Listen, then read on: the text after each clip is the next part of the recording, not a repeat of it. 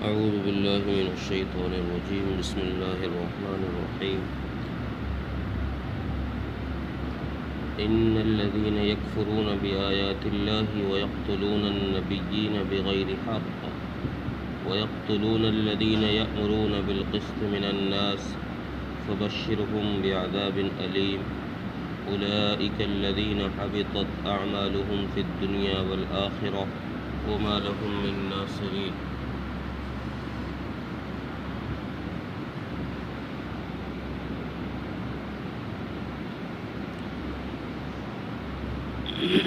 پچھلی آیت میں یہود و نصارہ دونوں کا تذکرہ کیا اللہ تبارک و تعالی نے.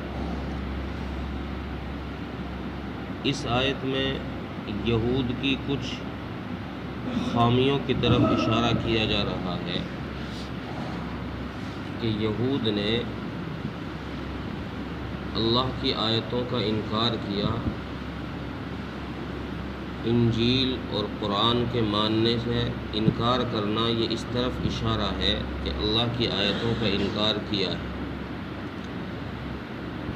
اسی طریقے سے ایک دوسری خامی ان کی یہ ہے کہ انہوں نے انبیاء کو قتل کیا ہے اور صرف اس وجہ سے کہ اگر ان کی بات مانی تو ان کے تابع ہو کے رہنا پڑے گا.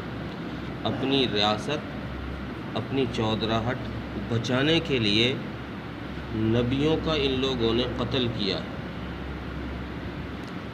اور پھر نبیوں کے بعد جو لوگ منصف مزاج تھے اور لوگوں میں اخلاق کی بات کرتے تھے کہ بھئی جھوٹ نہ بولو، سچ بولو، گالی نہ دو، انصاف کی بات کرنے والے جو لوگ تھے، با اخلاق جو لوگ تھے اور لوگوں میں بھی اخلاق سکھانے کا کام کرنے والے لوگ، ان لوگوں کو بھی انہوں نے قتل کیا. اور اس سب کے بارے میں ان کو اس بات کا علم تھا کہ ہم یہ جو گناہ کر رہے ہیں، ہم یہ جو کام کر رہے ہیں یہ ناحق ہے، یعنی غلط ہے. خود ان کو اس بات کا پتہ تھا کہ ہم نے جو نبیوں کا قتل کیا ہے یا ان لوگوں کا قتل کیا ہے یہ ناحق کام ہے، غلط کام ہے، اس کے جواز کی کوئی شکل نہیں ہے. لیکن پھر بھی انہوں نے کیا. اس کی وجہ یہی لکھی ہے مفسرین نے کہ صرف انہوں نے اپنی چودراہٹ بچانے کے لیے انسانیت کا قتل کر دیا. انسانوں میں بھی اشرف انسان جو ہے نبی، ان کا ان لوگوں نے قتل کیا ہے. یہ ان کا جرم تھا. تو اللہ تبارک و تعالیٰ نے اپنے نبی صلی اللہ علیہ وسلم کے ذریعے اس وقت کے یہود کو یہاں ایک بات سمجھنے کی یہ ہے کہ جو مدینہ منورہ میں یہودی رہا کرتے تھے ان کے متعلق یہ پیغام سنایا جا رہا ہے، ان کے متعلق یہ آیت نازل ہو رہی ہے. جو لوگ قتل کرنے والے تھے وہ تو بہت پہلے جا چکے تھے. ان کے آباء و اجداد نے کبھی قتل کیا ہوگا، کئی سو سال پہلے، ہزاروں سال پہلے بنی اسرائیل کے لوگوں نے قتل کیا ہوگا نبیوں کا پہلے. لیکن اب بات ہو رہی ہے مدینہ منورہ میں رسول اللہ صلی اللہ علیہ وسلم کو یہ بتایا جا رہا ہے کہ یہ جو یہودی ہیں مدینہ منورہ میں انہوں نے نبیوں کا قتل کیا ہے پہلے، اور نبیوں کے بعد جو نبی کی بات لے کر کچھ لوگ کھڑے ہوئے ہیں انصاف کی بات کرنے کے لیے، ان کا بھی انہوں نے قتل کیا ہے. حالانکہ اس قتل سے، نبیوں کے قتل سے ان کا لینا دینا نہیں ہے. یہ تو بہت بعد کی نسل ہے، وہ بہت پہلے کے لوگ ہیں.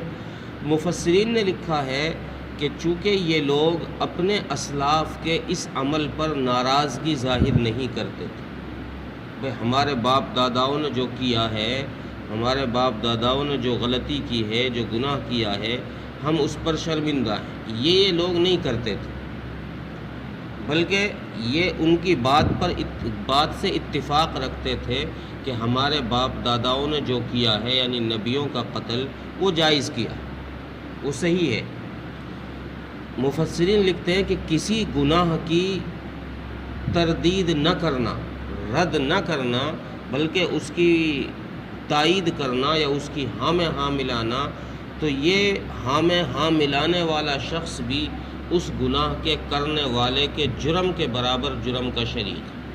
یہ بھی اتنا ہی بڑا مجرم ہے جو یہ تائید کر رہا ہے اور اس کی مخالفت نہیں کر رہا، یا مخالفت بھی نہیں کر رہا، تائید بھی نہیں کر رہا، خاموش ہے، تو یہ بھی گناہ کے جرم میں شریک ہے کہ جرم کو دیکھتے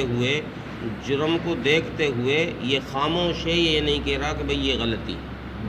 اس کو یہ تو کم سے کم کہنا چاہیے کہ یہ غلطی ہے، چلو روکے نہیں اس غلطی کو، روکنا بس کی نہیں ہے تو مت روکے، لیکن کم سے کم یہ تو کہہ سکتا ہے کہ بھئی یہ جو تم کر رہے ہو یہ غلط ہے۔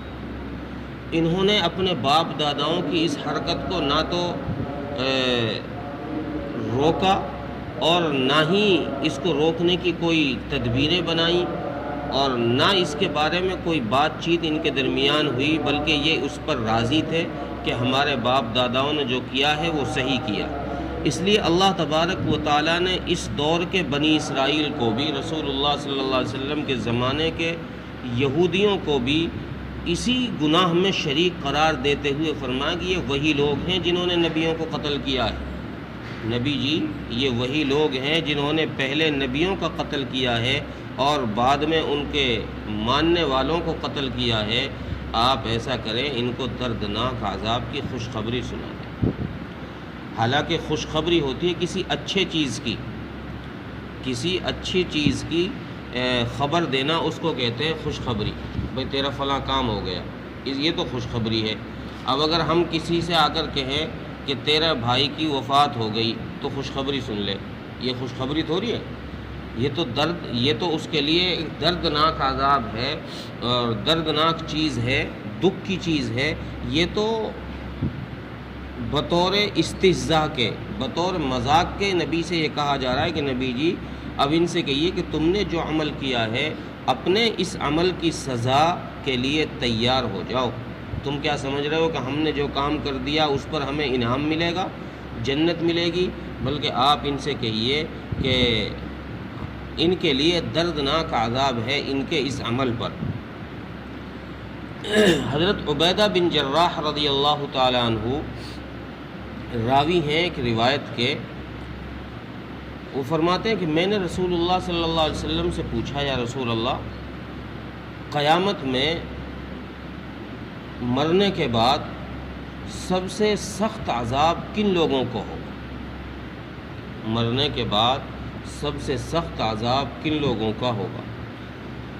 تو رسول اللہ صلی اللہ علیہ وسلم نے ارشاد فرمایا، نبیوں کا قتل کرنے والا شخص، اور ایک وہ شخص جو برائی کے کرنے کا حکم دے اور بھلائی کے کرنے سے لوگوں کو روکے۔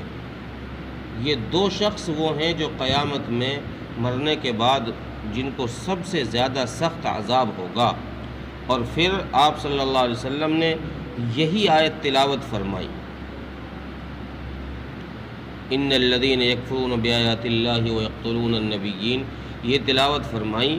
اور حضرت ابو عبیدہ بن جراح رضی اللہ عنہ سے فرمایا کہ عبیدہ، تمہیں پتہ ہے بنی اسرائیل نے ایک دن میں 70 نبیوں کو قتل کیا۔ اور ابن کثیر کی ایک روایت ہے، یہ روایت تو تفسیر مظہری کے اندر ہے۔ ابن کثیر کی ایک روایت ہے، وہ فرماتے ہیں کہ بنی اسرائیل نے ایک دن میں 300 نبیوں کو قتل کیا۔ بہرحال تفسیر مظہری کی ہی روایت کو اگر لے لے، جس میں فرمایا کہ 70 نبیوں کو، اور ایک روایت میں ہے 43 نبیوں کو قتل کیا ہے، اور جو لوگ ان کے ماننے والے تھے ان نبیوں کو دن کے شروع کے حصے میں قتل کیا، پھر جو لوگ ان کے متبعین تھے، جنہوں نے نبی کی بات کو مانا اور ان کی بات کو لے کر کھڑے ہوئے، لوگوں میں حق کا پیغام پہنچانے کے لیے کھڑے ہوئے، تو پھر وہ لوگ، ان لوگوں کی تعداد تفسیر مظہری نے 120 لکھی ہے اور ابن کثیر نے 170 لکھی ہے۔ معارف القرآن کے اندر بھی مفتی شفیع صاحب نے 170 کی تعداد ان کی لکھی ہے۔